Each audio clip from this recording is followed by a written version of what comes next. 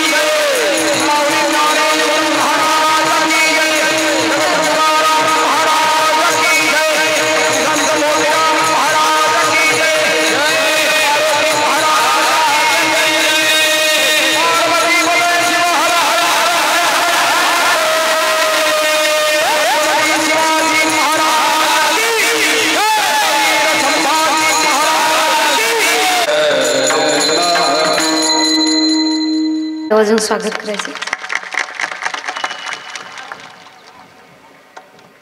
दिवाळीच्या खूप खूप शुभेच्छा, वाढदिवसाच्या खूप खूप शुभेच्छा. Many many happy returns of the day. एकदा जोरदार टाळ्या वाजून सर्वांनी स्वागत करायचं. माझी सर्व जोडी नरगे मुक्ती धन संपदा संत संग दे सदा गुण गाई नावडी हेची माझी सर्व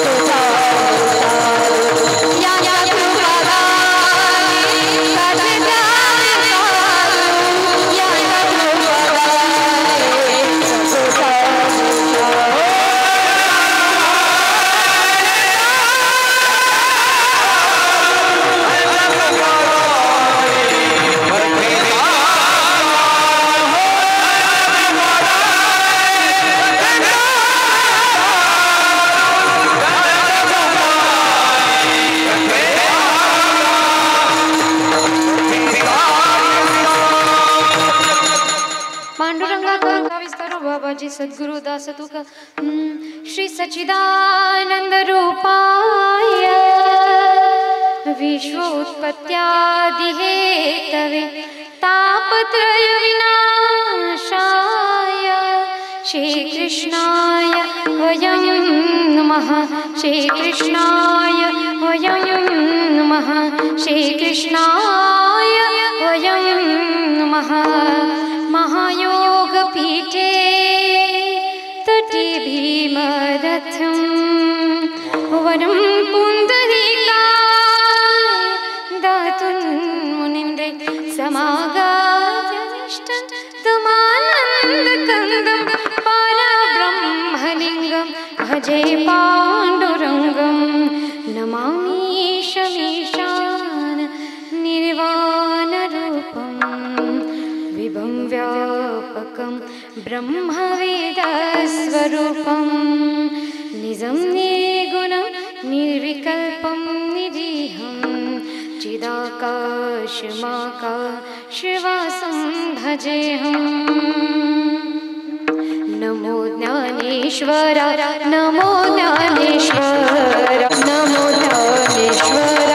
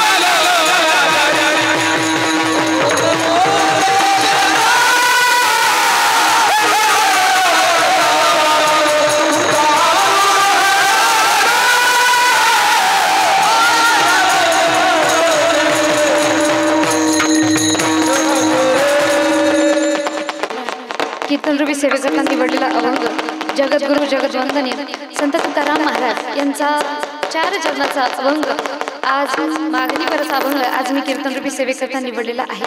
अभंगाचा सरळ साधा सोपा भावार्थ जाणून घ्यायचा असेल सुरुवातीच्या चरणामध्ये महाराज म्हणतात याची दान दे गा देवा तुझा विसर न व्हावा। इथं आल्याच्या नंतर मला एवढं दान दे देवा माझ्याकडून तुझा विसर होऊ देऊ नको। हे दान मिळाल्याच्या नंतर काय करणार सगळ्यात आवडीचं काम गुण गायन आवडी याची माझी सर्व जोडी मी तुझं गुणगान गाणार यापेक्षा मला दुसरं काही आवडतही नाही यातच माझी सगळी आवड सुद्धा आहे। पुढे त्यांनी म्हटले न लगे मुक्ती धन संपदा मुक्ती नको धन नको संपदा नको एवढं दान दिलं ना खूप झालं पण एक दे कोणतं संत संग दे सदा चांगली संगत संतांची संगत मला दे। आणि पुढे त्यांनी म्हणतात एवढं दिल्याच्या नंतर तुका म्हणे गर्भवाशी सुखे घालावे आम्हाशी। हा झाला अभंगाचा सरळ साधा सोपा भावार्थ। विठ्ठल आवाज मोठा आला पाहिजे एकादशी अंगात येईल का आवाज थोडा मोठा राम कृष्ण हरी। हा इकडे पुरुष वर्गामध्ये सुद्धा बोला जय श्रीराम। प्रथमतः सर्वांना माझा निमित्त अभिष्ट चिंतनानिमित्त केलेलं आहे ज्यांनी केले असे हरिभक्त परमेश्वर महाराज एकदा त्यांच्यासाठी जोरदार टाळ्या सर्वांनी वाजवायच्या।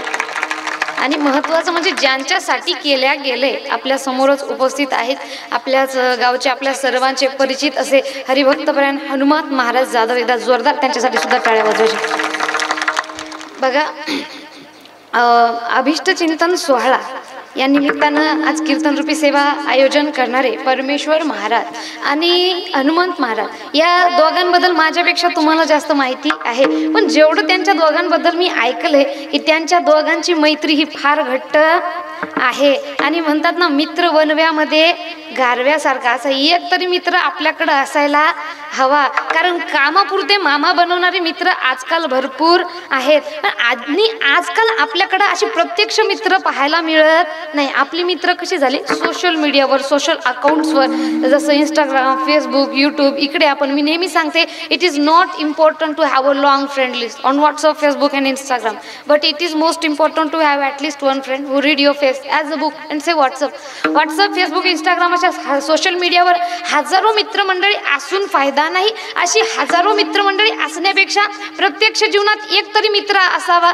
ज्यानं तुमचा चेहरा पाहून तुमच्या मनात काही दुःख ओळखलं पाहिजे। आणि अशीच मैत्री ज्यांची आहे हरिभक्तपरायण परमेश्वर महाराज तथा हरिभक्तपरायण हनुमान महाराज। आणि महत्त्वाचं म्हणजे आजकालची जी मित्रता आहे तुम्ही बघू शकता आजकाल मित्राचं जे भांडवल आहे ते थोडं वेगळ्या दिशेनं चाललंय। आजकाल 2 मित्र मिळाली की ते म्हणतात चल तू पी मी पिऊ दोघं मिळून नालीत लोळू हा सध्याचा बाजार चालू आहे। आणि इथं फार कमी मित्र अशी मिळतात की जे मिळून म्हणतं मित्रा चल दोघं मिळून काहीतरी असं काम करू जेणेकरून इतिहास घडला पाहिजे आणि आपल्या आई वडिलांना सुद्धा आपल्यावर अभिमान स्वाभिमान वाटला पाहिजे। ही मित्रमंडळी आजकाल पाहायला मिळत नाही जवळपास नसल्यामध्ये झाली पण त्यामध्ये सुंदर असं मित्रत्वाचं उदाहरण देत हरिभक्तपरायण हनुमान महाराज तथा परमेश्वर महाराज आपल्या दोघांनी एक मित्रत्वाची एक चांगली व्याख्या आपल्या जगासमोर मांडलेली आहे की दोघांनी मिळून सुंदर असं वारकरी शिक्षण संस्था सुद्धा चालवत आहे। आणि याचंच उदाहरण आपल्या डोळ्यासमोर आहे एवढे छान छान लेकरं जे आहेत हे सगळे वारकरी लेकरं शिकलेली आहेत। आणि महत्त्वाचं म्हणजे या शिक्षण संस्थेसाठी असो सप्तासाठी असो किंवा मंदिरासाठी असो जागा देणारे ज्यांच्या घरी आम्ही आताच फलाहार केलाय त्यांचं नाव विचारायचं विसरून गेलो शंकरभाऊ देशमुख श्री शंकरभाऊ देशमुख तथा त्यांच्या पत्नी एकदा जोरदार त्यांच्यासाठी टाळ्या वाजवायच्या। सुंदर असा स्वभाव त्यांचा आहे कीर्तनामध्ये सुद्धा उपस्थित आहेत। महत्त्वाचं म्हणजे आजकाल 10-20 रुपये सुद्धा कोणी कोणाला सोडना गेले। यामध्ये एवढं मोठं दान जवळपास हे रोड साईड प्लॉट आहे सगळं त्यांनी भगवंतासाठी दान दिलंय। त्यांच्या घरी गेल्याच्या नंतर मी त्यांना म्हटलं होतं ताई फार चांगलं काम आहे तुमचं दादांना सुद्धा म्हटले तुमचं फार चांगलं काम आहे काका एवढं सुंदर काम करत आहात एवढं तुम्ही दान दिलंय। तर त्यांच्या मनामध्ये नम्रता बघा त्यांनी मला म्हणाले आम्ही दिलं नाही ज्याचं होतं त्याला दिलं म्हणजे आम्ही कुणालाही दिलं नाही। बघा दान देताना म्हणतात दान असं करा सरळ हाताने दान केलं तर उलट्या हाताला सुद्धा पत्ता लागू नाही, ही दान देण्याची पद्धत आहे. जशी आताच देशमुख परिवाराने आपल्या समोर दाखवलेली आहे ना, तर आजकाल दान देतात 100 रुपयाचं ऍडव्हर्टाइजमेंट करतात 1000 रुपयाची. हा, हे हल्लीचं दान चालू आहे. म्हणून इथं सुंदर असं आपलं गाव आहे. आणि आमच्या हरिभक्तपरायण परमेश्वर महाराजांनी सांगितले, ताई गावामध्ये आम्हाला अजिबात विरोध नाही. एवढं सर्वजण जाती जमातीचे सगळे लोक राहतात 18 पगड जातीचे, पण सर्व समाज एकवट मिळून राहतो, कोणामध्ये भेदाभेद नाही. आणि आम्हाला नेहमी सर्वजण इथं प्रोत्साहित करत आलेले आहेत. आणि महत्त्वाचं म्हणजे सुंदर असं गाव, त्यामध्ये सुंदर अशी दोन्ही मित्राची जोडी. बघा, चाणक्य नीती या पुस्तकामध्ये चाणक्याने सांगितले, दुर्जनेषुचं सर्पेषु वरम सर्पोन दुर्जन सर्प दंशती कालेन दुर्जनेषु पदे पदे. अर्थ काय लक्षात घ्या, दुर्जन आणि साप या दोघांपैकी कुणाशी जर मित्रता करायची असेल, निश्चित तुम्ही सापाबरोबर मित्रता करा, पण दुर्जन लोकांशी नको. कारण सापाची एक विशेषता आहे, तुमचा काळ आला म्हणजे तुम्हाला चावेल आणि शेवटचं तुम्हाला एकदाच मारून टाकेल. पण दुर्जन लोकांचं असे, जिवंतपणे तुम्हाला पदाला मारण्याचा प्रयत्न करतात. म्हणून अशा प्रकारे मित्रता कोणाशी करावी हे सुद्धा आपल्याला कळालं पाहिजे.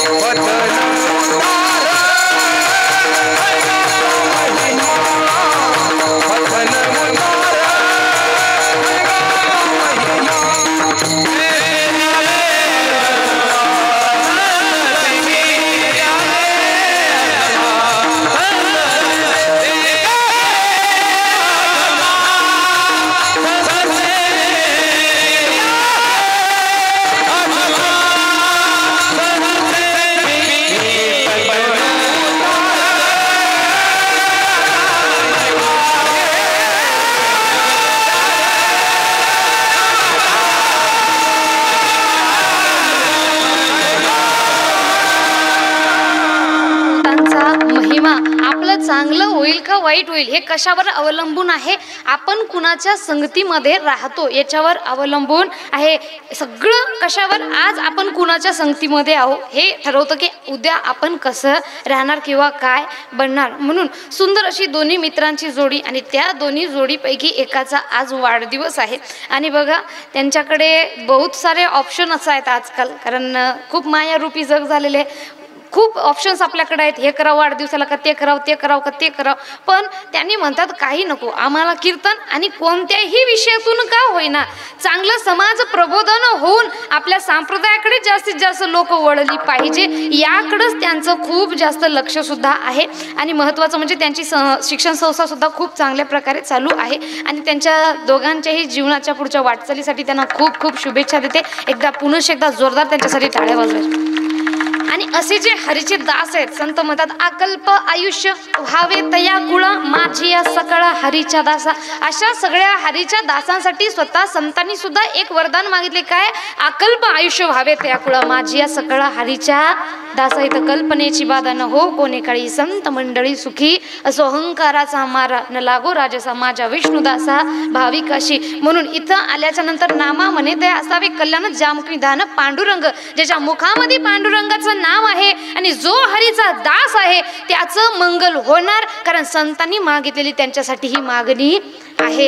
आणि अशा प्रकारे ज्या वेळेस आपल्याला सुद्धा काही मागायचा विषय येतो तेव्हा आपल्या मागण्याच्या गोष्टी वेगळ्या असतात आणि आपण संतांच्या मागण्याच्या गोष्टी वेगळ्या आहेत. जसं आपल्या सर्व समाजामध्ये सध्या वातावरण कोणतं चालू आहे की मी मेलो तरी चालेल पण माझ्या शेजारचा पुढं गेला नाही पाहिजे, हे सध्या इकडलं वातावरण चालू आहे. संत म्हणतात ह्याची दान दे का देवा, तुझा विसर न व्हावा, एवढं दान दे देवा, तुझ्याकडून माझ्याकडून तुझा विसर होऊ देऊ नको. ही संत होती. आणि आजकालची लोक काय मागतात, ह्याची दान दे का देवा, शेजाऱ्याला कोरोना व्हावा, हे झाली आजकालची मागणी. आणि आधीची सांगितली ती झाली संतांची मागणी. म्हणून अशा प्रकारे बघा, निवडलेला अभंग शेवटी आता पूर्णतः महाराजांवर किंवा मैत्रीवर सगळा विषय आपला येणारच आहे. सुरुवातीला आपण थोडंसं अभंगाचं चिंतन बघून घेऊया की महाराज म्हणतात इथं आल्याच्या नंतर निवडलेला अभंग जगद्गुरु संत तुकाराम महाराज आणि भगवान पांडुरंग दोघांमध्ये चालू असलेला हा एक संवाद आहे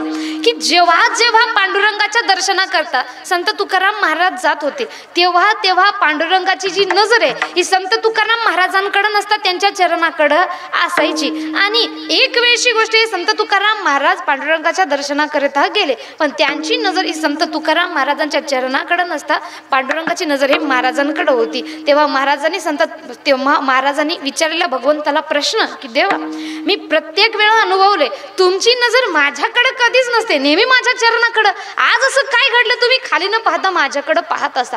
तेव्हा भगवंत म्हणतात अहो तुकोबर मागण्याची असं पाहे मुखाकडे, तुम्ही मला काहीतरी मागा, हे माझी मनातून इच्छा याच्यासाठी मी तुमच्याकडे पाहत आहो. आता संत तुकाराम महाराज म्हणतात देवा तुमच्यासारखं मला दैवत भेटले, मला दुसरं काही नको, मला दुसरं कशाची अपेक्षा सुद्धा नाही, म्हणून मला एक हवं तू पाहिजे, दुसरं काहीही नको. म्हणून म्हणतात देवाला मागताना साक्षात देवाला माग देणारा आपला असेल तर मागण्यासाठी काही उरत नाही. ते भगवंत फार आग्रह करतात तू बरं आहे मी मागतो म्हणून मागा, मी म्हणतोय म्हणून मागा, काहीतरी मागा. तेव्हा त्यांनी मागतात ते अभंगाचं प्रसंग.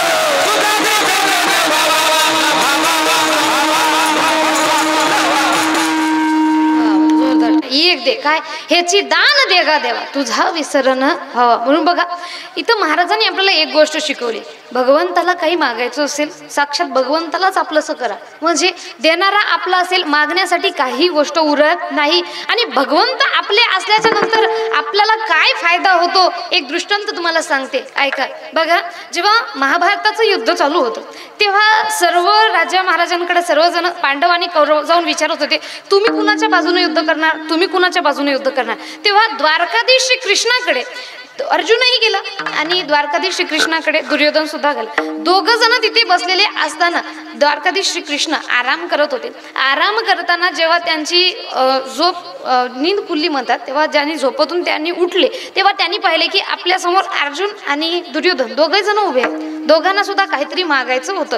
तेव्हा तुम्ही युद्ध कोणाकडून करणार हा प्रश्न जेव्हा श्रीकृष्णांकडे टाकला तेव्हा श्रीकृष्णांनी दोन ऑप्शन त्यांच्याकडे ठेवले. एकीकडे मी आहे, मी दोघेही मला सारखेच आहे. एकीकडे मी आहे जो कधी शस्त्र उचलणार नाही, अस्त्र उचलणार नाही, मी अस्त्र करून युद्ध करणार नाही, हा विषय त्यांनी ठेवला. आणि दुसरीकडे या सगळ्या ब्रह्मांडामधील सगळ्यात शक्तिशाली सेना म्हणजे माझी नारायणी सेना. एकीकडे मी आहे निहत्ता, मी अस्त्र उचलणार नाही, आणि दुसरीकडे म्हणजे माझी नारायणी सेना, ज्याला जे हवं त्यानं ते घ्या.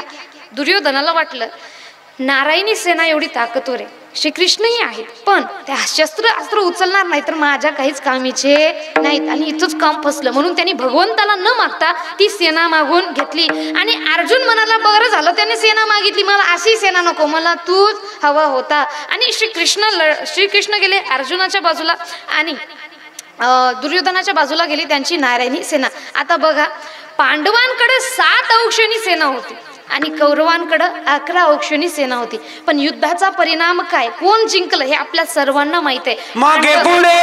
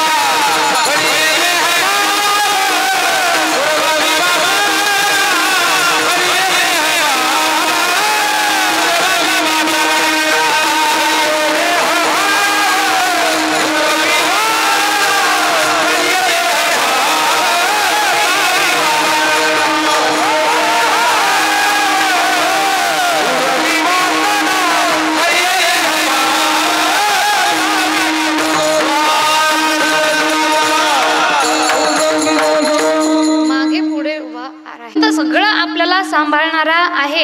आणि कशा प्रकारे सांभाळतोय दृष्टांत पूर्ण झाला नाही, लक्षात घ्या. 11 औक्षणी सेना कौरवांकडे होती, 7 औक्षणी सेना ही पांडवांकडे होतं. पण युद्धाचा परिणाम काय, तर जिंकले पांडव. कारण काय, भगवान श्रीकृष्ण हे त्यांच्या बाजूने होते. महत्वाचं म्हणजे धर्माच्या बाजूने होते. आणि जेव्हा कर्ण आणि अर्जुन दोघांचे युद्ध चालू होतं, बघा बऱ्याच जणांना वाटत असेल की भगवान इकडे मग तिकडं कुणी एवढे धुरंधर योद्धे नसतील का, तर नाही. एका दिवसामध्ये त्या युद्धाचा कायापालट करणारे धुरंधर योद्धे हे कौरवांकडून सुद्धा होते. पितामह भीष्म ज्यांना इच्छा मृत्यूचं वरदान प्राप्त होतं. महत्वाचं म्हणजे अर्जुन सगळ्यात मोठा धनुर्धारी होता, पण त्यांचे गुरु हे कौरवांकडून होते. म्हणून अशा प्रकारे कर्णासारखे खूप दानवीर असे सुद्धा कौरवांकडून होते, पण हारले का. कारण बघा एक प्रसंग तुम्हाला सांगते. जेव्हा अर्जुन आणि कर्ण या दोघांमध्ये युद्ध चालू होतं तेव्हाचा हा प्रसंग आहे. जेव्हा अर्जुनाचा बाण हा कर्णाच्या रथाला लागायचा, लक्षात घ्या, अर्जुनाचा बाण कर्णाच्या रथाला लागायचा तेव्हा कर्णाचा रथ हा 7 पावलं मागे जायचा. असं म्हणतात, अर्जुनाचा बाण कर्णाच्या रथाला लागायचा तेव्हा कर्णाचा रथ 7 पावलं मागे जायचा. आणि जेव्हा कर्णाचा बाण अर्जुनाच्या रथाला लागत होता तेव्हा अर्जुनाचा रथ फक्त 1 पावलं किंवा थोडासा किंचित हालत होता. यावर ताकद कोणाच्या बाणामध्ये जास्त आहे, अर्जुनाच्या, बरोबर.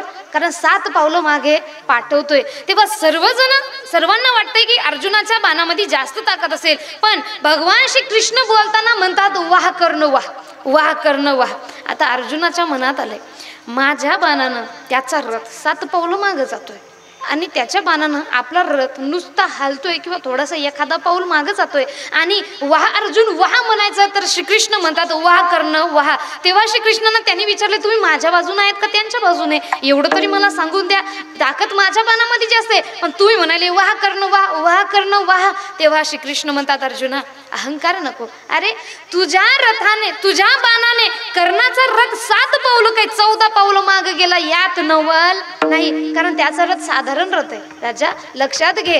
तुझ्या बाणाने त्याचा रथ 7 पावलं मागे गेला यात काहीही नवल नाही, कारण त्याचा रथ साधारण रथ आहे, पण तुझा रथ साधारण नाही. तुझ्या रथाच्या ध्वजावर साक्षात मारुती राया आहे, ज्यांना रुद्र अवतार म्हटलं जातं. आणि याही पलीकडे सांगतो, तुझ्या रथावर अखिल ब्रह्मांडाचा नायक स्वामी मी श्रीकृष्ण उभा आहे. तरी सुद्धा तुझ्या रथाला हलवण्याची ताकद त्याच्या बाणामध्ये असेल तर विचार कर त्याच्या बाणाचं सामर्थ्य काय. हा, अशा प्रकारे एवढी ताकद असून सुद्धा कौरव हारले, पांडव जिंकले. कारण काय? कारण फक्त एक, कारण धर्माच्या बाजूने होते आणि भगवान त्यांच्या बाजूने होते. म्हणून अशा प्रकारे म्हणतात, कधी जर प्रसंग आला, जसं आपल्याला कधी मागायचं आहे, कारण आपण फार भक्ती केली किंवा काही केलं किंवा जन्मदिवस असो किंवा काही असो, भगवंताकडे काही मागायचं म्हटलं तर काय मागायचं, तर त्यांनी म्हणतात एवढं ह्याची दान दे का देव, तुझा विसर न व्हावा, मला फक्त एवढं दान दे, तुझा विसर माझ्याकडून झाला नाही पाहिजे. आणि अजून एक गोष्ट त्यांनी म्हणतात, हे दान दिलं तर काय करणार म्हणजे गुण गायना आवडी, ह्याची माझी सर्व जोडी देवा. हे जर दान मला मिळालं, मी एकच करणार, गुण गाणार. तुझं गुणगान गाण्यातच मला सगळी आवड आहे, दुसरी मला कशात आवड सुद्धा नाही. म्हणून गुण गायना आवडी ह्याची माझी सर्व जोडी. आता महाराजांनी का गुण गायना आवडी म्हटलंय? कारण इथं सगळ्यात मोठ्या भक्तीचा प्रकार त्यांनी आपल्याला सांगितले. कोणता? आवडी देवाची प्रकार,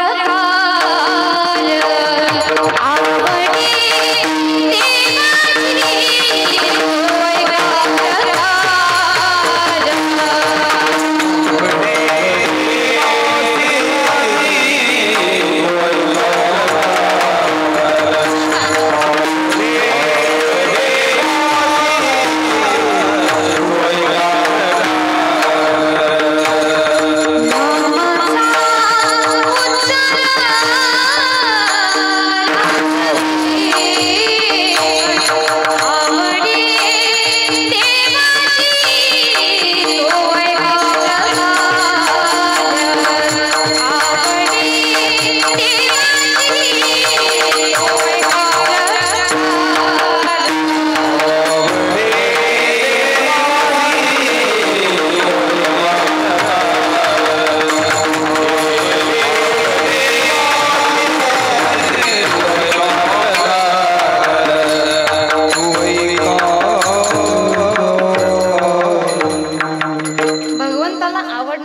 भक्तीचा प्रकार कोणता? आवडे देवासी तो एका प्रकार नामाचा उच्चार, रात्रंदिवस नामस्मरण करा.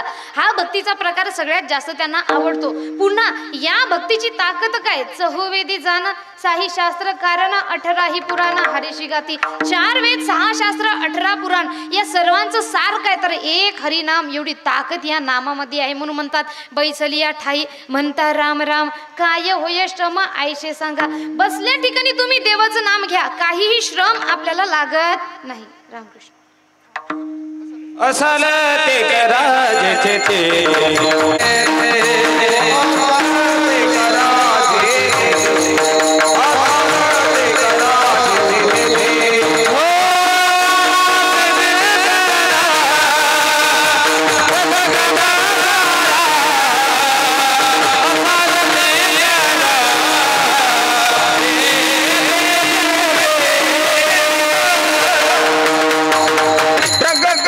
काढून आपल्यामध्ये उपस्थित झाले. एकदा जोरदार त्यांच्यासाठी टाळ्या वाजवायच्यात सर्वांनी. विठ्ठल विठ्ठल विठ्ठल.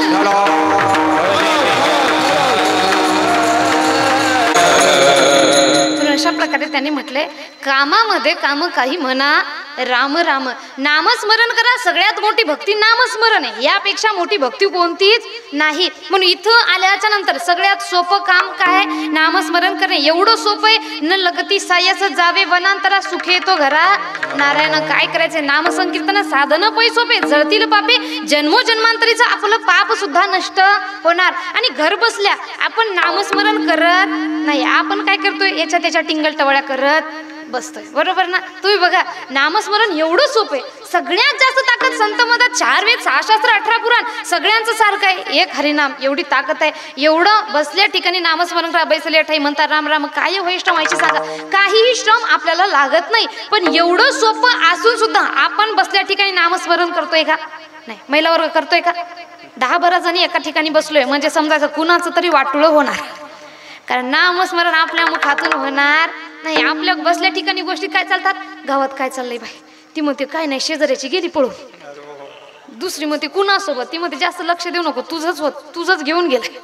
अशा प्रकारे संत म्हणतात, तुका म्हणे आईसी थोर हानी केली करिता टवाळी जन्म गेला. याच्या त्याच्या टिंगल टवाळ्या करण्यामध्ये आयुष्य वाया घालण्यापेक्षा इथं आल्याच्या नंतर नामस्मरण सर्वांनी करायला पाहिजे. आणि 2 उपवास पकडतो आणि आपल्याला वाटतं देवानं मला दर्शन द्यावं. संत म्हणतात, अनंत वाचाळ बरळती बरळ या कैसिनी गोपाला पावे हरी. एखादा व्यक्ती उपवास तपास करतोय पण आपल्या मुखातून समोरच्या व्यक्तीबद्दल निंदा करतोय, अवहेलना करतोय, त्याच्याबद्दल वाईट चिंतन करतोय, उपवासाचा फायदा होणार नाही. म्हणून त्यांनी सांगितले बाकीची भक्ती करू शकत नाही अशातला भाग नाही, ती भक्ती सुद्धा आहेत, करू शकतो. पण या कलियुगामध्ये ती भक्ती करणं अवघड आहे. कारण कलियुगाला एक वरदान आहे, लाख अवगुण कलियुगामध्ये असतील पण एक गुण चांगला आहे. कोणता? कलयुग केवल नाम आधारा. फक्त नाम मात्राने इथं मनुष्य तरुण जाऊ शकतो. म्हणून इथं सर्वांनी 2 मिनिट हातवर करायचे.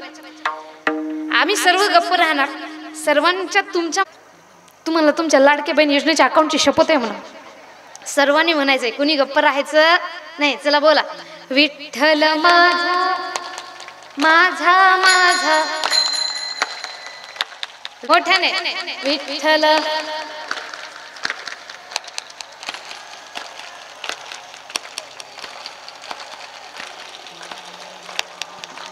वा वा वा, छान छान.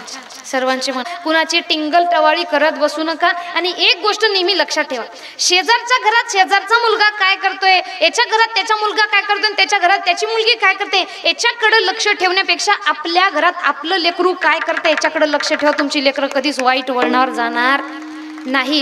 कोण काय करते, कोणाचा मुलगा कोणाला बोलतोय, कोणतीचा मुलगा कोणाला बोलतोय, या गोष्टीकडे लक्ष ठेवण्यापेक्षा माझा मुलगा काय करतोय, माझा मुलगा अभ्यास करतोय का नाही, माझ्या मुलाचं भवितव्य चांगलं झालं पाहिजे, माझ्या मुलाचं आयुष्य चांगलं झालं पाहिजे, याकडे सर्वांनी लक्ष ठेवायला पाहिजे. आणि घर बसल्या नामस्मरण करा, आपल्याला कुठं काही करायची गरज नाही. आता एवढं दिल्याच्या नंतर महाराज म्हणतात मी फक्त एक करणार, नामस्मरण करणार, गुण गायन आवडी ह्याची माझी सर्व जोडी. तुझं गुणगान करण्यात माझी सगळी आवड आहे, दुसरं मला काही आवडतही नाही. आणि पुढं भगवंत म्हणतात ठीक आहे तुकोबर आहे, तुमचं मी मान्य केलंय, पण अजून काहीतरी मागा, धन मुक्ती संपदा. तेव्हा म्हणतात देवा नको मला काही मुक्ती आणि संपदा.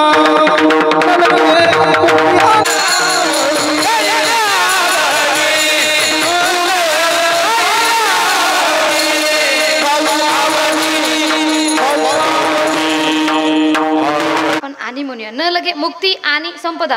मुक्तीही नको, संपदाही नको, धन वगैरे मला काही नको, पण द्यायचे ना देव एक दे. कारण मुक्ती घेऊन मी काय करणार, मी भक्ती करतोय, मुक्ती तर माझ्या घरची दासी आहे. पुन्हा धन कितीही कमवा मी वर घेऊन जाऊ शकत नाही. याचा अर्थ कमावू नका असा होत नाही. कारण बघा हल्लीचं युग कसं आहे, इथं आल्याच्या नंतर एक जुनं गाणं होतं, ठन ठन की सुनो जनकार, ये दुनिया है काला बाजार, ये पैसा बोलत आहे. मी नेहमी सांगते इथं आजकाल नाते सुद्धा पैसा पाहून जोडली जातात. अरे लाख दोस्त बनते हैं जब पैसा पास होता है, कि लाख दोस्त बनते हैं जब पैसा पास होता है, और टूट जाता है गरीबी में वो भी रिश्ता जो कभी बहुत खास होता है. वासुदेवाची ऐका बाणी, राम करे काम मेरा, राम करे काम मेरा, राम करे काम मेरा, राम करे काम मेरा.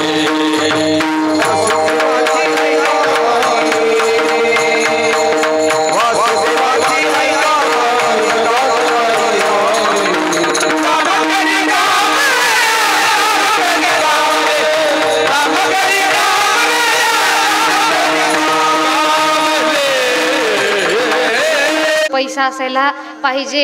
एखाद्याला वाटत असेल मी दिसाय सुंदर नाही, मी काळा आहे, मी किंवा मी काळी आहे, काळं गोरं काहीच नाही, पैसा नाही म्हणून हे सगळं दिसते. ज्याच्याकडे पैसा आला तो सुंदरही होतो, त्याला मान सन्मान पद प्रतिष्ठा सगळं मिळतं. म्हणून इथं आल्याच्या नंतर कमावू नका हा विषय नाही, पण संत म्हणतात जोडनिया धन उत्तम व्यवहारे आणि उदास विचारे वेच करी. चांगल्या मार्गाने कमवा, चांगल्या ठिकाणी खर्च सुद्धा करता आला पाहिजे. याची त्याची मुंडकी मुरगाळून कमावू नका, 2 नंबरचा पैसा कमावू नका, कोणाला दुखवून कमावू नका, कोणाला मारून कमावू नका. आणि एक गोष्ट नेहमी लक्षात ठेवा, जो व्यक्ती लोकांचं लुबाडून खातो त्याचं आयुष्यात कधीच पोट भरत नाही, आणि वाटून खाणाऱ्याचं आयुष्यात पोट कधीच रिकामं राहत नाही. म्हणून सर्वांसोबत मिळून खाणं हा सुद्धा एक समाजामध्ये आपण वावरण्याचा एक गुणधर्म मानला जातो. म्हणून इथं आल्याच्या चांगल्या मार्गाने कमवा, चांगल्या ठिकाणी खर्च सुद्धा करता आला पाहिजे. जसं आपण देशमुख फॅमिलीचं आता इथं उदाहरण घेऊ शकतो. पैसाही चांगला, म्हणजे त्यांच्याकडे प्रॉपर्टी आहे, त्यांचं घर सुद्धा मी पाहिले. त्यांनी म्हटले ताई जुन्या काळातलं जे माळवंदाचं बांधकाम असते ते काम आहे आणि त्यालाच एवढं सुंदर त्यांनी बनवलेलं आहे. म्हणजे घरी संपत्ती सुद्धा आहे, दान सुद्धा भरपूर करतात आणि महत्त्वाचं म्हणजे एवढ्या केलेल्या दानाचं त्यांच्या मनामध्ये थोडाही अहंकार मला तिथं दिसलेला नाही. दान केलं आणि अहंकार केला, त्या दानाचं पुण्य आपल्याला लाभत नाही. म्हणून इथं चांगल्या मार्गाने कमवा, चांगल्या मार्गाने आपल्याला खर्चता सुद्धा आला पाहिजे. जोडून या धन उत्तम व्यवहारे उदास विचारे वेच करी. म्हणून संत म्हणतात इथं किती पैसा कमावून वर घेऊन जाऊ शकत नाही आणि जेवढा लागतं तेवढं झालंय. म्हणून न लगे मुक्ती नको, धन संपदा सुद्धा मला नको. आणि एक सांगू, ज्याला वाटतं मी माझा पैसा वर न्यायचा त्याला नेता येतं बरं का. पैसा वर नेता येतो, फक्त मी सांगते तेवढं काम करावं लागतं. तुम्ही म्हणसाल असं कसं ताई कोणालाच वर नेता आला नाही, तुम्हाला आतापर्यंत मी भेटली नाही ना, म्हणून असं वाटतं की वर नेता येत नाही. पण मी सांगते त्या मार्गाने जर गेलं, तुमचा एकही रुपया न वाया जाता एक रुपया सुद्धा वर घेऊन जाऊ शकता. फक्त एक करायचंय काय, आपल्याला करन्सी चेंज करावी लागेल. जसं बघा, भारतामध्ये चालतो रुपया, अमेरिकेमध्ये चालतो डॉलर. भारताची करन्सी काय, इथं रुपया चालतो. पण हा रुपया घेऊन जर अमेरिकेमध्ये गेलो तर तिथं रुपया चालणार नाही, तिथली करन्सी आहे डॉलर. अशा प्रकारे दुसऱ्या देशात, प्रत्येक देशाची वेगवेगळी अशी करन्सी आहे आणि वर सुद्धा स्वर्गाची करन्सी ही वेगळी आहे. ती आपण पैशानं बदलू शकतो. वरची करन्सी आहे पुण्य आणि ते आपण कमावू शकतो दान केल्याच्या नंतर. म्हणून ज्याला वाटतं माझा पैसा मला वर सुद्धा घेऊन जायचंय, त्यांनी आपली करन्सी बदला, पुण्यामध्ये कन्वर्ट करा आणि वर सुद्धा आपण ते घेऊन जाऊ शकतो. आणि याही पेक्षा आपल्याकडे जास्त दान देण्यासाठी पैसा जरी नसेल, संत म्हणतात सोपं नामस्मरण करा.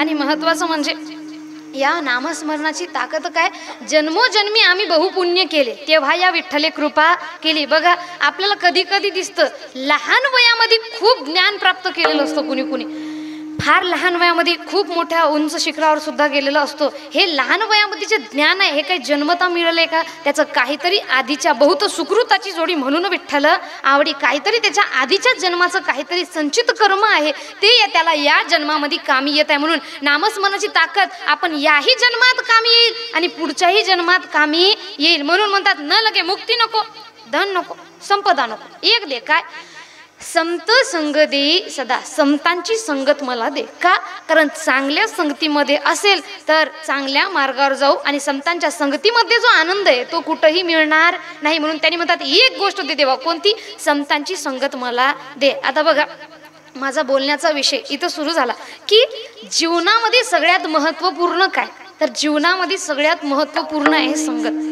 आपण ज्यांच्या संगतीमध्ये राहू तशाच प्रकारचं आपलं व्यक्तिमत्व बनतं. एखादं बघा, वारकऱ्याच्या संगतीमध्ये माळकरी जरी नसेल तरी सुद्धा त्याला आदर सन्मानाने लोक बोलतात. तुम्ही बघा, कधी हातामध्ये टाळ घ्या आणि डोक्यावर वारकरी टोपी घाला, गळ्यामध्ये माळ घाला, त्यांच्या सगळ्यांमध्ये मिसळून तुम्ही चाला. कुणीही तुम्हाला आबा इकडे म्हणणार नाही, सर्वजण म्हणतील राम कृष्ण हरी माऊली. आणि या उलट वाईट संगतीमध्ये एखादा वारकरी जरी असेल आणि पिदाड्याच्या संगतीमध्ये जात असेल, त्या वारकरी असून सुद्धा त्याला तिथं सन्मान मिळणार नाही. का, व्यक्ती कोण याला महत्व नाही, तो कोणाच्या संगतीमध्ये याला खूप जास्त महत्व आहे. तुम्ही बघा, बरेच जण म्हणतात ताई साप महादेवाच्या पिंडीवर जर दिसला तर त्याची पूजा करतात आणि इकडं दिसला तर त्याला मारून टाकतात. कारण काय, त्यांनी संगत ही महादेवाची निवडलेली आहे म्हणून सगळे लोक सुद्धा त्यांना प्रणाम करतात. म्हणून अशा प्रकारे आपल्या जीवनामध्ये संगत ही फार महत्त्वाची आहे. आणि याचं उदाहरण आज आपल्याला इथं जिवंत पाहायला मिळतं, ते म्हणजे हरिभक्तपरायण हनुमान महाराज तथा हरिभक्तपरायण परमेश्वर महाराज यांच्या दोघांमधील. आता हनुमान महाराज तर मला भेटले, परमेश्वर महाराज कुठे गेले, तेच आहेत. बापरे, क्या बात, एकदा जोरदार त्यांच्यासाठी टाळ्या. तुम्हाला सांगते, बऱ्याच ठिकाणी ज्यांनी कीर्तन घेतलंय किंवा ज्यांचं सौजन्य आहे ते म्हणतात ताई कीर्तन थोडं कमी झालं तरी चालतं. आपल्या नावाचा उदो उदो थोडासा होऊ द्या. पण महाराज असे व्यक्तिमत्व आहे, त्यांनी मला वाटतं येताना तुम्हीच भेटले ना. हा, त्यांचं व्यक्तिमत्व बघा किती साधं सोपं आणि सरळ आहे. माझं नाव घ्या हा सुद्धा विषय त्यांनी कीर्तनामध्ये आल्याच्या नंतर किंवा मी तिकडं गेल्याच्या नंतर सुद्धा मला बोलले नाही. असा नम्रपणा ज्यांच्या अंगी आहे, खरंच त्यांचे विद्यार्थी हे जीवनात चांगले पुढे जातील हे माझ्याकडून खात्री आहे गड्या. आणि माहीत झालंय महाराज की अजूनही संस्थेमध्ये मधुकरी मागून भोजन केलं जातं, हे आता खूप कमी पाहायला मिळते. म्हणून सुंदर असं जे काही कार्य आपण करत आहात दोघांनी मिळून, ते म्हणतात ना, मित्रता फक्त बर्बादच करण्याचं काम करत नाही, चांगले मित्र असतील तर चांगलं काम करण्याचं सुद्धा काम करते. कारण मी नेहमी सांगते, अरे कौन कहता है कि दोस्ती बर्बाद करती है, अरे कौन कहता है कि दोस्ती बर्बाद करती है, निभाने वाला अच्छा हो तो सारी दुनिया भी याद करती है. हे दोस्तीचं खरं उदाहरण नाही जीवन वाट चुकणार नाही, जीवन भर तुझी वाट चुकणार नाही, जीवन भर तुझी वाट चुकणार नाही, जीवन भर तुझी. एक तू मित्र कर और शासारखा, मित्र बनव्यामध्ये गारव्यासारखा.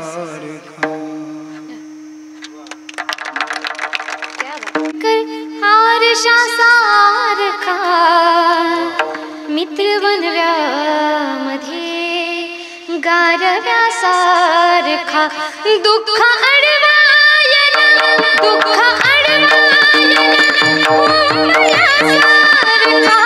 मित्र बनव्यामध्ये गारव्यासारखा, मित्र बनव्यामध्ये गारव्यासारखा.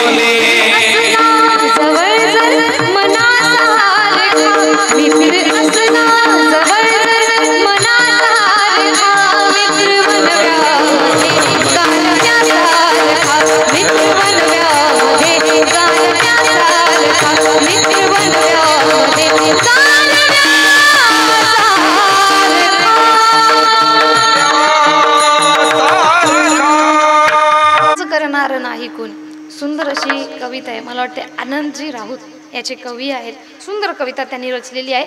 आत्महत्याच करणार नाही कोणी, मित्र असला जवळ जर मनासारखा. बघा हल्लीचं हे युग जे कसं चाललंय तुम्हाला सांगते.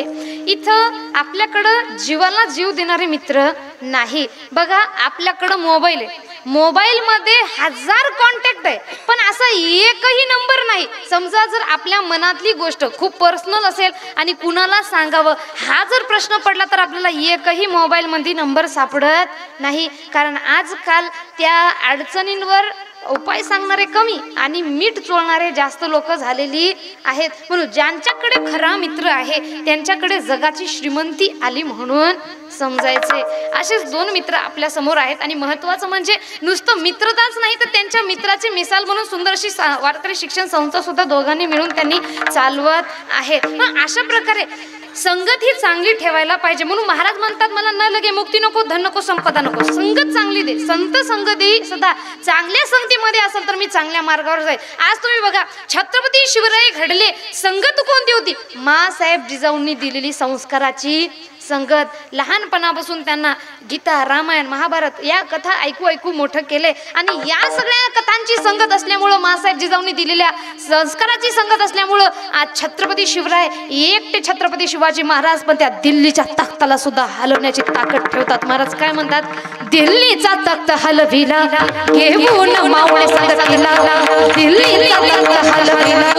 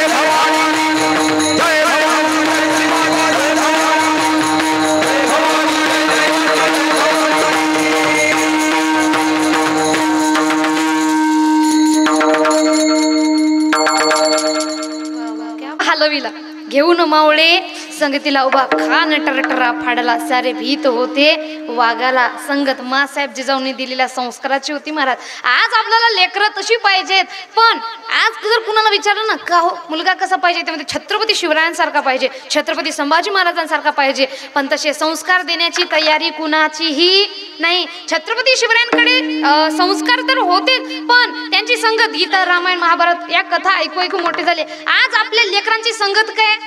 तोंडापुढं मोबाईल आणि डोळ्यापुढं टीव्ही. खाता पिता उठता बसता बस मोबाईल आणि टीव्ही, याच्यावर आपली लेकरं विचार करत नाही. मंत्र सोडा आपल्या लेकरांचं, छोट्या छोट्या गोष्टीवर तोंडापुढं मोबाईल आणि मोबाईल मध्ये आहा टमाटर बडे मजेदार, क्या बात. महाराजांकडे प्रत्येक बोल आहे. एकदा माऊली महाराजांसाठी जोरदार टाळ्या वाजवायच्या. हे आपल्या लेकरांची संगत आहे. अजून आपल्या लेकरांची संगत कोणती आहे? आपली लेकरं काय पाठ करतात? चीन टबाक डंड. अजून आपली लेकरं म्हणतात आपाचं इशे लई हार्ड आहे, आपाकडं क्रेडिटचं कार्ड आहे, आपाचं घरात नाही ध्यान पण आपाचा बाहेर लई लाड आहे. या सगळ्या गोष्टीमध्ये आपल्या लेकरांनी पूर्ण गोल्ड मेडल सुद्धा प्राप्त करतील, पण इकडे संप्रदायाकडे आणा म्हटलं तर म्हणतात नको, सध्या माझं लेकरू शाळा शिकत आहे. बघा मी नेहमी सांगते शाळा शिकवा, शिक्षण हे महत्त्वपूर्ण आहे, पण शिक्षणाबरोबर संस्कार सुद्धा तेवढेच महत्त्वपूर्ण आहे. शिक्षण म्हणजे फक्त डिग्री नव्हे. Education is not just a name of any degree और certificate that can be shown to others as a proof. नुसतं लोकांना दाखवण्याकरता कागदोपत्री माझ्याकडे ही डिग्री माझ्याकडे ती डिग्री, याला शिक्षण म्हणत नाही. शिक्षण म्हणजे काय? शी म्हणजे शील, क्ष म्हणजे क्षमा आणि न म्हणजे नम्रता. हा शिक्षणाचा खरा अर्थ आपल्या लेकरांपुढे आपण मांडायला पाहिजे. आणि हे जोपर्यंत आपल्या लेकरांना कळणार नाही, तसं तुमच्या गावामध्ये हे जास्त सांगायची गरज नाही, कारण गावामधले बरेचसे लेकरं संप्रदायामध्ये आहेत. आणि म्हणजे महत्त्वाचं म्हणजे आपल्या गावातच वारकरी शिक्षण संस्था सुद्धा आहे. बऱ्याच गावावरून मला फोन येतात, ताई आमच्या मुलाला आम्हाला शिकवायचं आहे, आमच्या मुलीला आम्हाला शिकवायचं आहे, पण संस्था कुठं भेटत नाही आहे. आपल्या गावकऱ्यांचं नशीब आहे की आपल्याला ना संस्था चालक पाहायची गरज आहे ना संस्था पाहायची गरज आहे. गावातल्या गावात सगळं भेटलेलं आहे. म्हणून अशा प्रकारे लेकरांना शिक्षणही द्या, पण त्याचबरोबर लेकरांना संस्कार सुद्धा देणं तेवढं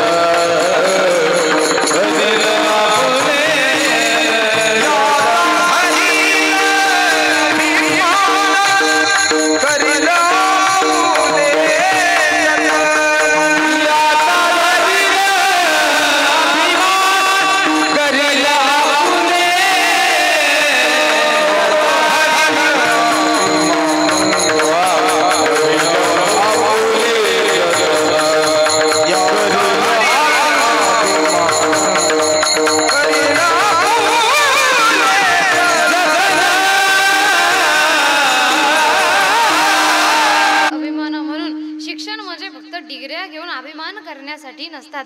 शिक्षणाचा खरा अर्थ सुद्धा कळणं आपल्याला तेवढंच महत्त्वपूर्ण आहे. बघा, बरीच जण म्हणतात आजकाल कीर्तनकार सांगायले सगळे तुम्ही इकडंच आणा, सगळेजण संप्रदायाचा आणा.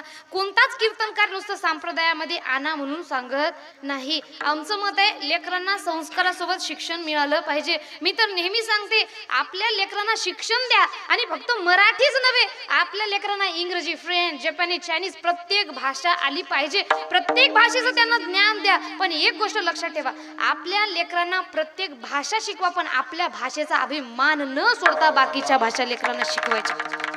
कधीच म्हणत नाही की दुसऱ्या शिकवू नका, पण आधी आपल्या भाषेचा स्वाभिमान त्याला राहिला पाहिजे, आपल्या भाषेचा अभिमान त्याला राहिला पाहिजे, नंतरच त्यानं दुसरी भाषा बोलली पाहिजे. म्हणून अशा प्रकारे शिक्षण महत्त्वपूर्ण आहे, पण त्याचबरोबर संस्कार सुद्धा महत्त्वपूर्ण आहे. पण हे कुणासाठी? ज्यांना भविष्यामध्ये आपली लेकरं चांगली पाहिजेत त्यांच्यासाठी त्यांनी संगत ही चांगली ठेवायला पाहिजे. आज छत्रपती शिवरायांची संगत कशी होती तर म्हणतात, होती शूर बाजी तानाजी,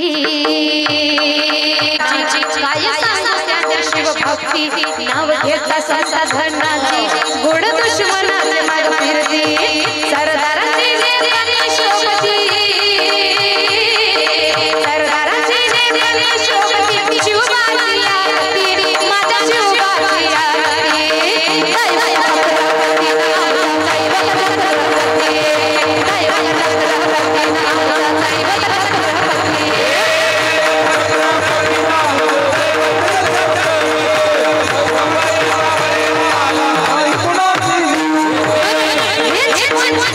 आपल्या लेकरांपुढे मांडायला पाहिजे. आज छत्रपती शिवरायांसारखं लेकरू पाहिजे तर संस्कार सुद्धा तसे द्यायला पाहिजे. आणि शिवरायांना अजून कोणकोणते संस्कार शिवरायांनी आपल्याला दिलेले आहेत लक्षात ठेवा. आजकाल आपण सर्वजण जातीपातीच्या नावानं वाटले जातं. महाराजांनी मला सांगितले आमच्या गावामध्ये जातीपातीचा भेद नाही, म्हणून मला आनंद वाटला. आणि तो भेद नष्ट व्हायला पाहिजे, कारण छत्रपती शिवराय सांगतात काय, स्वराज्य स्थापण्यासाठी त्यांनी केल्या एक हो जाती, स्वराज्य स्थापण्यासाठी त्यांनी केल्या एक हो जाती, घेऊन भगवा तो हाती, घेऊन भगवा तो हाती, सुराज्य घडवण्यासाठी, आई शिवाई आई जिजाई, आई शिवाई आई जिजाई, आशीर्वाद हो पाठी, आशीर्वाद हो पाठी,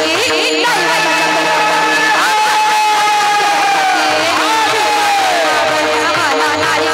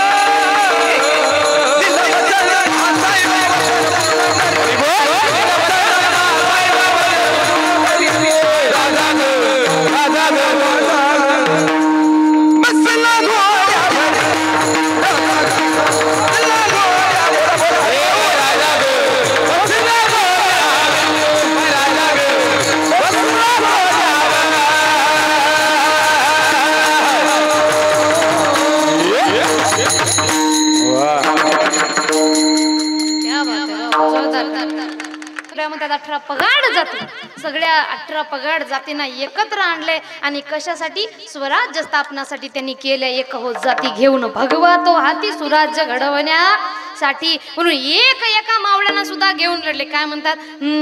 गडकिल्ल्याचा राजा हो माझा, ज्याच्या जगवर राजा माझा, एक मावळा घेऊन लढला छत्रपती शिवाजी राजा, एक मावळा घेऊन लढला छत्रपती शिवाजी राजा, एक मावळा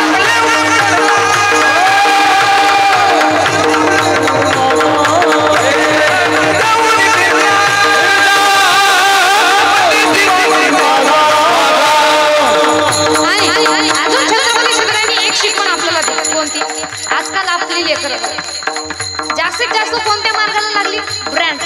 आजकाल आपल्या लेकरांना कपडे पाहिजे ब्रँड, मोबाईल पाहिजे ब्रँड, गाडी पाहिजे ब्रँड, हातात घडी ब्रँड, डोळ्याला चष्मा ब्रँड, गळ्यात चेन ब्रँड, घर पण पाहिजे ब्रँड आणि स्वतः राहतो बैंगणासारखा. छत्रपती शिवरायांनी शिकवलंय ब्रँड ब्रँड करून ब्रँडच्या मागे लागू नका. स्वतःच्या कर्तृत्वाने स्वतःच्या व्यक्तिमत्वाला एवढ्या उंचीवर न्या. सगळे ब्रँड सुद्धा आपल्या मागे लागले पाहिजे. आता बघा छत्रपती शिवरायांची तलवार ही कोणत्या ब्रँडची होती? भवानी तलवार. ब्रँडला नाव नाही, पण आज त्या तलवारीचं नाव जरी निघलं तर काय म्हणतात? जेव्हा काढायची बाहेर तिची चमचमती अशी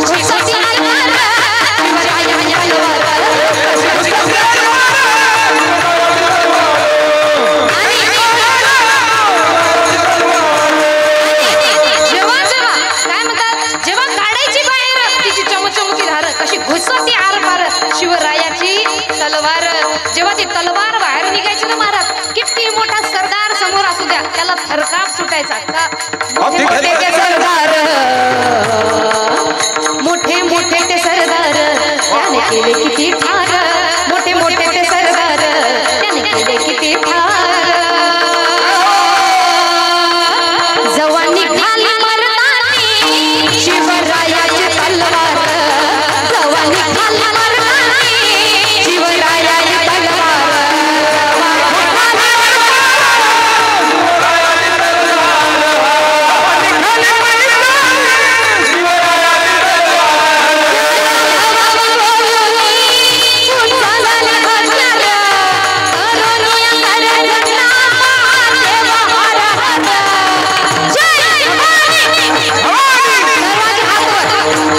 सर्वांनी हात वर करायचे का? इकडे हात वर. सर्वांची टाळ. बघा जेव्हा मी जय भवानी म्हणेल तेव्हा सर्वांनी मिळून म्हणायचंय जय शिवराय. प्रत्येकाचा आवाज आला पाहिजे. जेव्हा मी जय भवानी म्हणेल सर्वांनी जय शिवराय. आणि जेव्हा त्यांनी म्हणाले अण्णा तर माहिती टाळ शांत भगवा शांत, जेव्हा त्यांनी म्हणाले तेव्हा आपण म्हणाले तेव्हा चल. हा सर्वांची टाळ. जय भवानी बोलून उचलले हत्यार, करुनिया कर जना महादेव हर हर. जय भवानी, जय भवानी, जय भवानी, जय जय जय जय जय भवानी, जय जय जय जय जय भवानी. शिर छाटून पाडिले टाळी सर्वांची. हा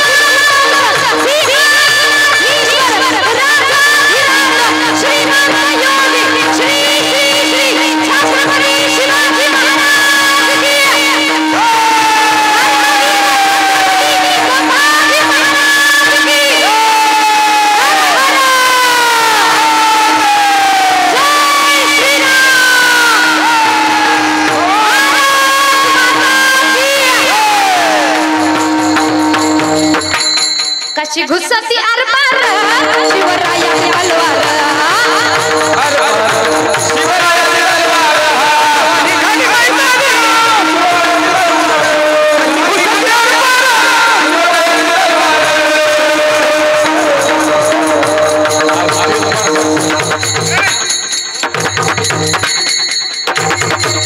क्या बात है, वाह वाह। मुद्दा आपल्याला आठवण ठेवावं लागेल. म्हणून इथं आल्याच्या नंतर आपल्या लेकरांना जर पुढं चांगल्या मार्गाला जावं असं वाटत असेल तर त्यांची चांगली संगती संतांची ग्रंथांची सुद्धा आपल्याला ठेवावी लागेल. नुसतं शिक्षण देऊन लेकरं चांगल्या मार्गाला लागणार नाही. म्हणून महाराज म्हणतात न लगे मुक्ती धन संपदा एक दे संत संग दे सदा विठोबा दे देवा काय संत संग दे सदा चांगली संगत दे. कारण वैष्णवा संगती सुख वाटे जीवा. सगळ्यात जास्त सुख कुठे तर ते वैष्णवाच्या संगतीमध्ये संतांच्या संगतीमध्ये देवा. म्हणून इथं आल्याच्या नंतर मला चांगली संगत दे. म्हणून आपण सुद्धा आपल्या लेकरांची संस्काराची संगत ही चांगली ठेवायला पाहिजे तरच आपली लेकरं चांगल्या मार्गावर येतील. आता बघा आज आपण पाहू शकतो आज प्रत्येक आई घराघरामध्ये रडते काय म्हणून माझ्या कुशीतला हसुनी तू बाळा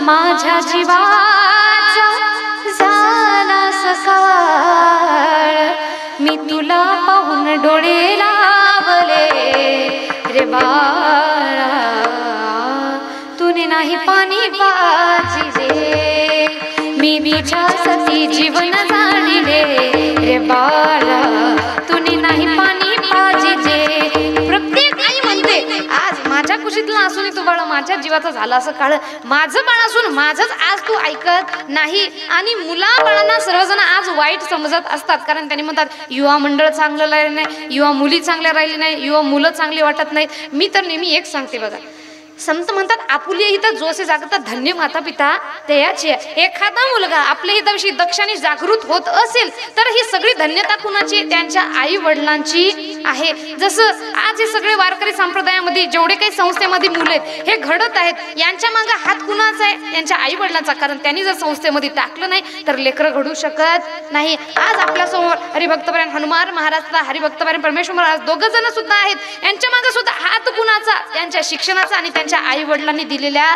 संस्काराचा. मग संस्कारच जर चुकीचे देत असेल तर लेकरांकडून अपेक्षा चांगल्या करून फायदा नाही. आजकाल आपलं कसं व्हायलंय महाराज आपल्याला लेकरांकडून अपेक्षा आहे लेकरू पाहिजे कसं प्रभू श्रीरामासारखं आपल्याला लेकरू पाहिजे श्रवण बाळासारखं आपल्याला लेकरू पाहिजे छत्रपती शिवरायांसारखं आणि संस्कार देतोय त्यांना यो यो हाणी सिंग.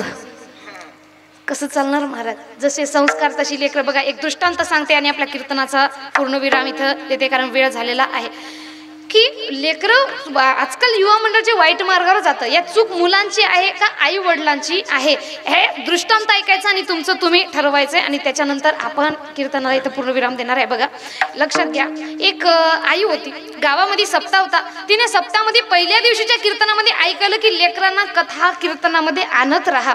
तिच्या लक्षात आलं सकाळून कथेला तरी शाळा असते पण सायंकाळून शाळा नाही म्हणून मी माझ्या लेकराला घेऊन जाऊ शकतो ते पुढं चांगलं घडलं पाहिजे याच्यासाठी. आणि त्या आईने ठरवलं उद्यापासून रोज मी माझ्या लेकराला कीर्तनाला नेणार. दुसऱ्या दिवशी कीर्तन सुरू झालं आणि कीर्तनाला ती आई त्या मुलाला घेऊन आली. आता मला सांगा महिला वर्ग लेकरं शांत बसतात का? लहान लेकरं शांत बसत नाही. त्यांचं काहीतरी मेन माणसामध्ये बसलं की त्यांचं सु आली शी आली काहीतरी सुरू होतं. जसं अर्धा तास झाला सर्वांनी नामस्मरण करण्यासाठी हात जोडले वातावरण शांत. एवढ्यामध्ये त्या महिलेचा मुलगा उभा राहिला आपल्या बोबड्या बोबड्या भाषेमध्ये एवढ्या मोठ्यानं बोलायला आई मला सु आली.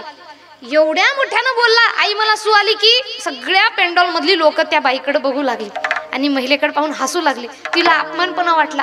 तिने त्या मुलाला हाताला धरलं घरी घेऊन गेली आणि घरी जाऊन त्या मुलाला तिने शिकवलं की बाळा उद्यापासून तुला सु आली तर कीर्तनामध्ये तुला सु आली म्हणायचं नाही.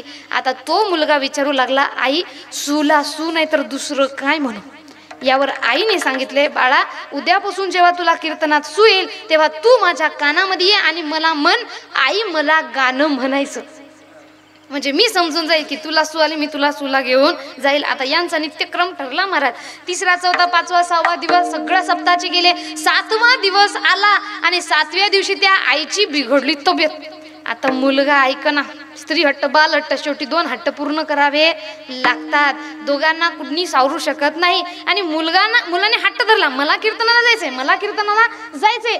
एवढ्यामध्ये आता ती आई म्हणू लागली जाऊ दे, आता हे काय ऐकत नाही. मग काय करावं, तिनं आपल्या सासूबाईला आवाज दिला आणि म्हणाली, सासूबाई एक काम करा, माझी तब्येत ठीक नाही, तुमचा नातू ऐकत नाही, आज तुम्ही कीर्तनाला जा आणि त्याला घेऊन जा. आता सासूबाई म्हणाली ठीक आहे, माझा नातू एवढा चांगला आहे, मी त्याला घेऊन जाणार. आता आज 7व्या दिवशी कीर्तनाला कोण निघालं बोला, महिला वर्ग इतका वेळ शांत राहिले बोला, कोण निघालं? आजी आणि नातू. मागे माझा आवाज येतोय ना, हात वर करा, येतोय का? हा मग बोला ना गडे, असं का करायला? तुम्हाला तुमच्या चपलीची शपथ आहे म्हणून बोला. असं शांत राहू नका पुरुष वर्ग, तुम्हाला तुमच्या मोबाईलची शपथ आहे म्हणून बोलत राहा, शांत बसायचं नाही. आज कीर्तनाला कोण गेले? आजी आणि नातू. आता कीर्तनाला गेले, अर्धा तास कीर्तन झालं. अर्धा तास झाला की त्या छोट्या बाळाला आली सूप. आणि त्याच्या आईनं काय शिकवलं होतं, सूला काय म्हणायचं? आणि तू आपल्या आजीला म्हणतोय, आजी मला गाणं म्हणायचं. आजी म्हणते, माय माझं गुणाचं लेकरू म्हण की बाळ. आता नातू म्हणते, इथंच म्हणू का? आजी म्हणते, असे कामं लपून करायचे नसतात, जा त्या कीर्तन करायच्या साईडला जाऊन म्हण.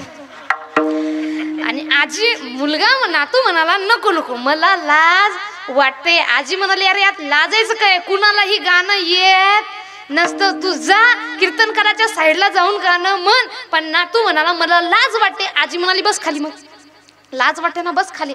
आता तो बसला खाली. अर्ध्या तासानंतर अजून उठला, त्याला कंट्रोल होईना आणि तो आपल्या आजीला म्हणतोय, आजी आता मला अर्जंट आले, आता मला अर्जंट गाणं म्हणायचंय. आता बघा, हे असं वाक्य बोलल्याच्या नंतर आजीनं पुन्हा म्हणाली, बाळा उठ आणि तिथं जाऊन गाणं म्हण. आता ते म्हणालं, मी म्हणत नाही, मला लाज वाटते. यावर आजी म्हणाली, तुला लाज वाटते? एकदा तू कीर्तन ऐकणं झाला, मला ऐकू देणं झाला, गाणं म्हणायचं पण गाणं म्हणणं झाला, तुला लाज वाटते? तू एक काम कर, गाणं माझ्या कानात म्हण. आता आजीला लेकरू म्हणतं, मी म्हणल, पण त्याच्यानंतर तू मला नाही मारल ना. आजी म्हणाली, एवढं चांगलं काम केल्यानं कशाला मारल बाळा, तू म्हण. आता बघा, आजीला माहित नव्हतं की गाणं काय, नातूला माहित होतं, शिकवणाऱ्या आईला माहित होतं, आपल्याला माहित आहे, पण आजीला माहित नाही. म्हणून ती म्हणाली, मन माझ्या कानात गाणं. आणि त्या नातूनं म्हणलं तिच्या कानात गाणं. आता मला सांगा, पाहणाऱ्याला चुकीचा कोण वाटेल?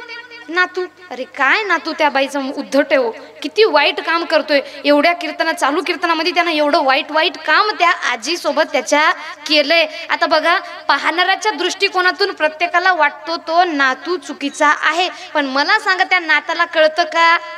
नाही. मग या चूक शिकवणाऱ्या आईची आहे का तसं वागणाऱ्या त्या मुलाची आहे? शिकवणाऱ्या आईची. कारण तिनं जर त्या प्रकारे शिकवलं नसतं तर हा मुलगा त्या प्रकारे वागला सुद्धा नसता. म्हणून दृष्टांत संपला. सिद्धांत लक्षात घ्या, जसे संस्कार आपण देतो तशा प्रकारचे आपली लेकरं घडतात. आणि आजकाल आपलं कसं झालंय तुम्हाला सांगते, आपण आपल्या लेकरांना म्हणतो अभ्यास करा ना, आपण टीव्ही पाहत बसतो. एक उदाहरण घ्या, मी जर इथं दारू पिऊन आली आणि तुम्हाला जर म्हटलं, महिलांनो दारू पिऊ नये, तुम्ही माझं ऐकणार का? तुम्ही काय म्हणणार, ताई सट पिऊन आल्या आणि आम्हाला येऊन शिकवायला दारू पिऊ नका. सांगण्याचं तात्पर्य काय, समोरच्या व्यक्तीला ज्ञान देण्यासाठी आपलं व्यक्तिमत्व तेवढं निर्मळ असावं लागतं. मग आपण आपल्या लेकरांसमोर टीव्ही पाहतो, पिक्चर पाहतो, मोबाईल पाहतो आणि आपल्या लेकरांना म्हणतो, जा रे तू अभ्यास कर, त्याचं मन अभ्यासात लागणार का? नाही. मग जोपर्यंत आपले लेकरं आपल्या भोवतालून आहेत, टीव्ही पिक्चर मोबाईल हे पाहणं थोडंसं टाळा. आपल्या लेकरांना वेळ द्या. टीव्हीमध्ये पिक्चर पाहण्यापेक्षा, मोबाईलमध्ये फालतू गोष्टी पाहण्यापेक्षा आपल्या लेकरांना थोडा वेळ द्या. आपल्या लेकरांसोबत थोडा वेळ घालवा. आज जर आपण आपल्या लेकरांना वेळ दिला तर म्हातारपणी आपली लेकरं आपल्याला वेळ देतील, नाही तर किती रडलं तरी आपली लेकरं आपल्याला वेळ देणार नाहीत. म्हणून या त्या गोष्टीच्या मार्ग लावण्यापेक्षा आपल्या लेकराला आपण चांगल्या मार्गाला लावायला पाहिजे, तेव्हाच लेकरं चांगल्या मार्गाला लागतील. नाहीतर किती रडले पडले तरी संत म्हणतात, वाहिला उद्वेग दुःखाची केवळ आणि भोगणे ते फळ संचिताच्या आपल्या संचित कर्मानुसार जसे संस्कार दिले त्याचे फळ आपल्याला भोगावं लागणार म्हणजे लागणार. म्हणून महाराज म्हणतात काही नको देवा, मला एक दे, संत संग दे सदा. चांगल्या संगतीमध्ये राहिलो तर मी चांगल्या मार्गाला जाईल. म्हणून मला चांगली संगत दे, दुसरं काही तुझ्याकडून अपेक्षा नाही. एवढं दिल्याच्या नंतर तुका म्हणे गर्भवासी सुखे घालावे आम्हासी. सुखरूप तू आम्हाला गर्भवास दे. तू का म्हणे गर्भवासी